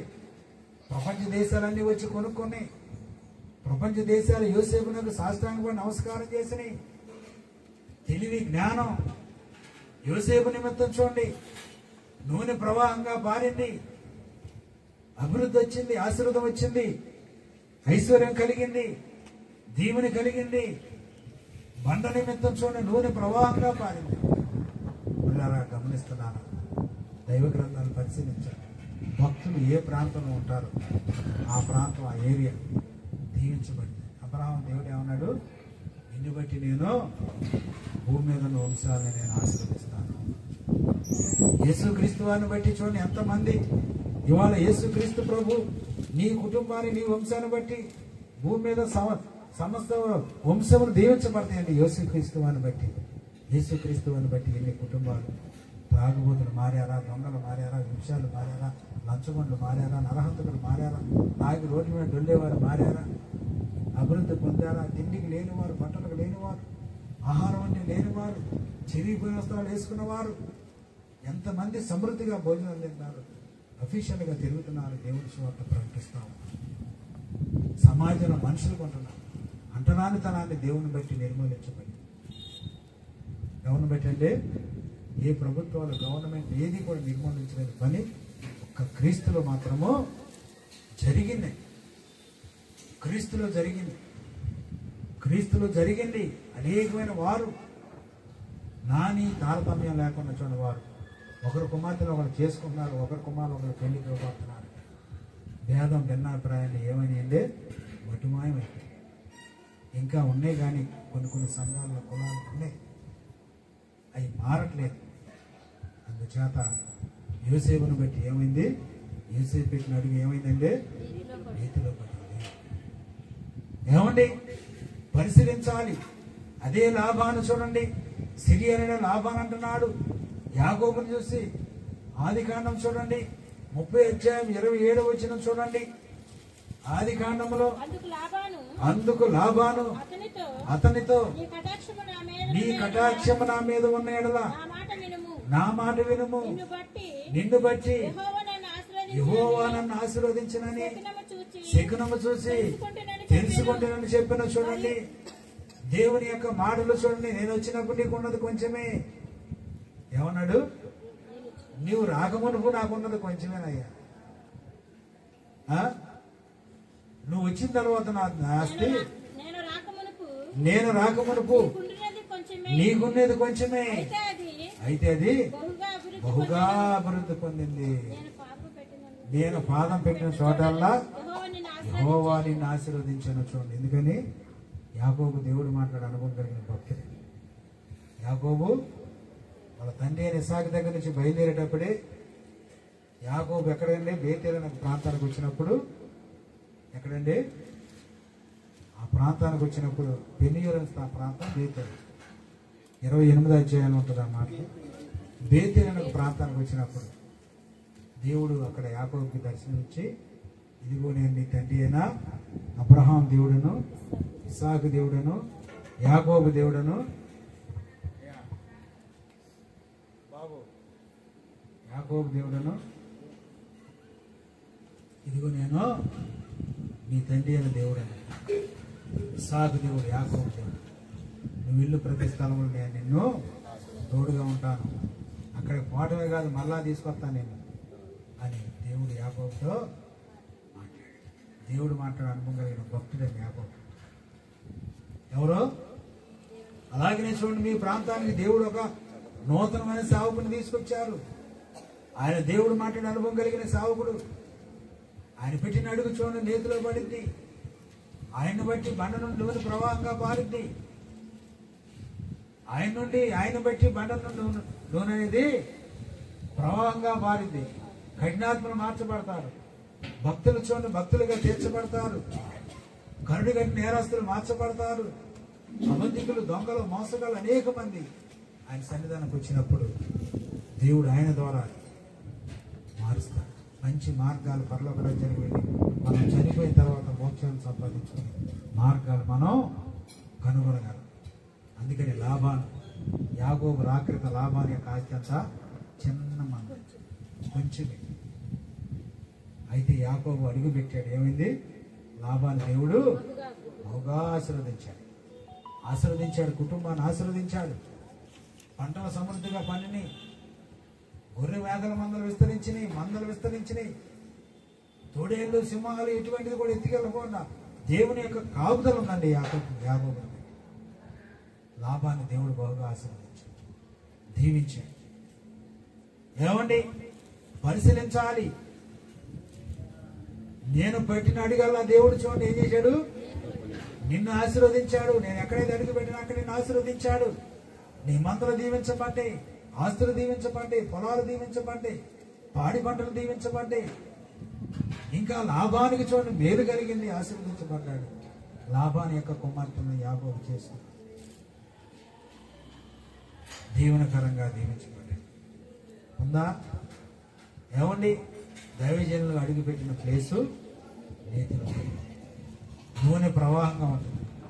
బండ నుండి నూనె ప్రవాహంగా నూనె బారిద్ది. కొండలోంచి మరి నూనె వచ్చిందా రాలేదు? హెల్త్ దేశాలన్నీ పంటలే కదండి, కొండలే. ఆ కొండల్లోంచి ఏం చేశారు? ఈ నూనె, పెట్రోలు, ఆయిల్, డీజిల్ ఇదంతా కూడా గల్ఫ్ దేశాలు దేవుడు సమృద్ధిగా ఇచ్చాడు. ఆ దేశాలన్నీ దేవుడు సమృద్ధిగా దీవించాడు.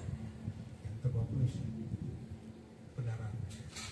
అలాగనే నిన్ను కూడా దేవుడు దీవించాలి అంటే ఆయన పెట్టాలని ఎవరో దేవుని చేత పంపని సేవకుడు అడిగిపెట్టాడు. చూడండి, సునేమిరాలి ఇంట్లో దేవుని దాసుడు అడిగిపెట్టాడు. రాజుల 2వ గ్రంథములు 4 అధ్యాయములు 8 వచ్చినట్టు చదివితే, ఒకానొక దినమందు చూడండి, ఎలీషా సునేం పట్టణానికి పోయినప్పుడు దేవుని అసలు గండ్రాయన ఒక స్త్రీ భోజనం రమ్మని బలవంతం చేసింది గనుక అతను ఆ మార్గములలో వచ్చినప్పుడల్లా ఆమె ఇంట్లో భోజనం చేసి వచ్చాను. ఆమె తన పెనుమిడిని చూసి, కాక ఇదిగో మన ఇంటికి వచ్చి పోతున్న దైవజనుడు, భక్తిగా దైవజను నేను ఎరుగుదును. చూడండి, సునేమిరాలు, పిల్లలు లేరు, గుడ్రాలు ఉంది. సునేమిరాలు ఇంట్లో ఎవరు అడుగుపెట్టారు? ఎలీషా అడుగుపెట్టాడు. దయచేయండి, ఏమైందండి? మరుసటి ఏడాది, ఆయన అడుగుపెట్టిన ఏడాది సంవత్సరానికి ఆమెకి ఆ గుడ్డుమొత్తనం పోయింది. కుమారుడు పుట్టాడు, ఆశీర్వదించబడ్డాడు. ఎంతగానో చూడండి, పిల్లలు లేని లోటు ఎంత ఇదో చూడండి. ఎవరైనా ఇవ్వగలరా? డబ్బు ఇవ్వగలరా? లక్షల కోట్లు ఎన్ని ఉన్నప్పటికీ పిల్లలు పుడతారా? పుట్టరండి. సంతానం ఉండదు. సంతానం ఎవరు ఇవ్వాలి? దేవుడు ఇవ్వాలి. సంతానాభివృద్ధి అనేది దేవుడు కలగజేయాలి. అందుచేత ఆయన్ని బట్టి, ఎవరిని బట్టి అండి? ఎలీషా ప్రవక్త, దైవజనుడైన ఎలీషా ప్రవక్త, దేవుని చేత అభిషేకించబడిన వాడు, అభిషక్తుడైన ఎలీషా ప్రవక్తను బట్టి ఏమైంది? సునేమిరాలకి పిల్లలు పుట్టారు. అలాగే పిల్లల, నువ్వు ఏ సమస్యలతో బాధపడుతున్నావు? ఏ కష్టంతో బాధపడుతున్నావు? నిరుద్యోగ సమస్యలతో బాధపడుతున్నావు, అప్పులతో బాధపడుతున్నావు, ఇంకా రకరకాల సమస్యలు, కష్టాలు, కన్నీటి ఇబ్బందులతో బాధపడుతున్నావు. దేవుని దాసులు వచ్చి నీ ఇంట్లో అడుగు పెడితే ఏమవుతుంది అండి? క్రమక్రమంగా అవన్నీ కూడా మార్గం అనేది ఏమవుద్ది? సరళం అయిపోద్ది. దేవుడు మాట్లాడతారు. నువ్వు చనిపోయినా, ఏ క్షణంలో చనిపోయినా మోక్షానికి వెళ్ళిపోతావు, పరలోక రాజ్యాన్ని సంపాదించుకుంటావు, భక్తిలో నిలబడతావు. అందుచేత జ్ఞాపకం చేసుకొని యోగును బట్టి బండ నుండి ఏమొచ్చింది? ఆయన పెట్టిన అడుగు నేతిలో పడింది. నేతిలో సమృద్ధిగా ఆ చిరక నేతిలో ముంచుకొని తింటమైంది. తర్వాత ఆయన బట్టి బండ నుండి నూనె ప్రవాహంగా పారింది. అలాగే మనల్ని బట్టి కూడా ఈ సేవకుని బట్టి నూనె ప్రవాహంగా ఆయన అడుగు నేతిలో పడింది. ఆయన ఏంటి దిగుతాడు, ఏ ప్రాంతంలో ఉంటాడు, ఏ బజార్లో ఉంటాడు, ఆ బజారి వద్దెలో పడింది. దేవుని యొక్క కాపుదల అనేది ఉంటుందండి. ఏమండి చూడండి, మా ఆత్మీయ తండ్రి గారు ఆదనాన్న గారు ఒక మాట చెప్పారు. వాళ్ళ నున్న ప్రాంతంలో మసూస్కి జబ్బు అనేది పూర్వకాలంలో మసూస్కి వచ్చేది. అప్పుడు మందులు కలరా వ్యాధులు మసూస్కు అని కలరా వ్యాధి వచ్చి అప్పుడు మందులు లేవు. టప్ ఎంతోమంది చనిపోతూ ఉండరు. అప్పుడు 1 సంవత్సరం 4 ఊరు ఆ నున్నలో కలరా వ్యాధి వచ్చింది. కలరా వ్యాధి వస్తే అప్పటికి నాన్నగారు మారు మోసుకొని ఉన్నారు. వీళ్ళు వాళ్ళ పిల్లల్ని పెట్టుకొని ప్రార్థన చేస్తూ ఉన్నారు. ప్రార్థన చేస్తూ ఉంటే ఆయనకు ఒక దర్శనం వచ్చిందట. అర్ధరాత్రి పూట ఒక అమ్మాయి, ఒక నడిగారు వయసు అమ్మాయి కోసి పెట్టుకొని ఆ బజార్ని పడిపోయింది. బజార్ని వెళ్తా ఆ అమ్మాయి ఏ ఇంట్లో అడుగు పెట్టిందో ఆ ఇంట్లోనంట శవం.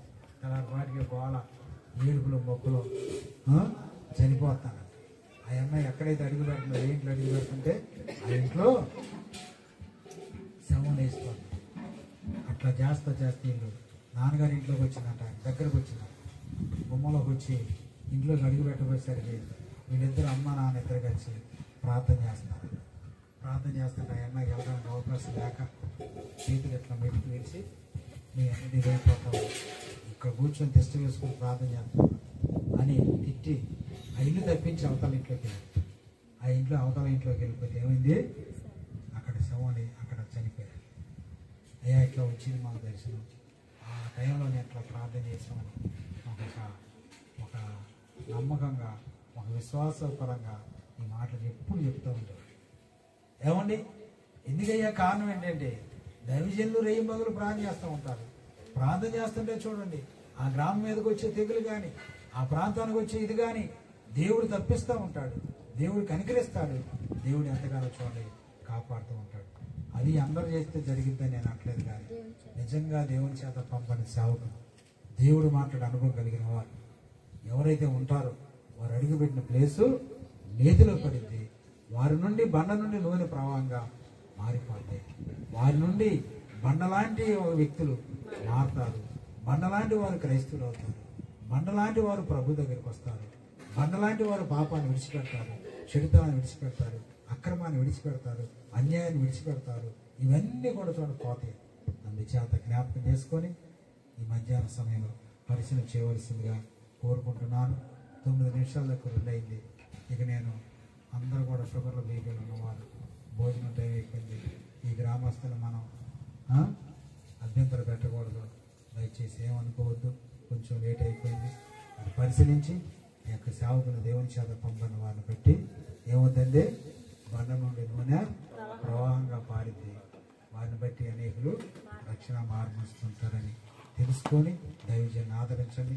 సునేమిరాలు ఆదరించబడినట్టుగా ఆదరించి సునేమిరాలు దాసులను చేర్చుకొని అభివృద్ధి పొందింది. కుటుంబంలో ఎంతో మేలు పొందింది. తర్వాత ఏం జరిగింది, కుమారుడు పుట్టాడు. ఆమె ఎంతో ఆశీర్వదించబడినట్టుగా మనం చూస్తున్నాం. అలాగే ఏ సమస్యలు ఉన్నప్పటికీ ఆ దేవుని చేత పంపని సేవకుని కిషోరయ్య గారి స్థలానికి వచ్చారు. వారిని చేర్చుకోండి. మీ సలహాలు, మీ యొక్క డౌట్లు లేకపోతే మీకున్న సమస్యలు వారికి వివరించుకోండి. వారు మీతో మాట్లాడతారు, దేవుళ్ళకి వెళ్ళే మార్గాలు చెప్తారు, సత్యాన్ని బోధిస్తారు. వారి ద్వారా మీకు కొంత రిలీఫ్, విడుదల, ఎమోషన్ అనేది కలిగింది. అలా చేసుకొని ప్రభువులు నడవాలని మిమ్మల్ని అందరినీ సత్యస్వార్త విని నమ్మి సంపూర్ణంగా రక్షణ పొంది నిజాన్ని తెలుసుకోవాలని ప్రేమపూర్వం కోరుకుంటూ నేను ఈ వాక్యాన్ని ముగిస్తున్నా. దేవుడి చిన్న వాక్యాన్ని దీవించి ఆశీర్వదించిన గాక. ఆమేన్. ప్రార్థన చేసుకున్నాం.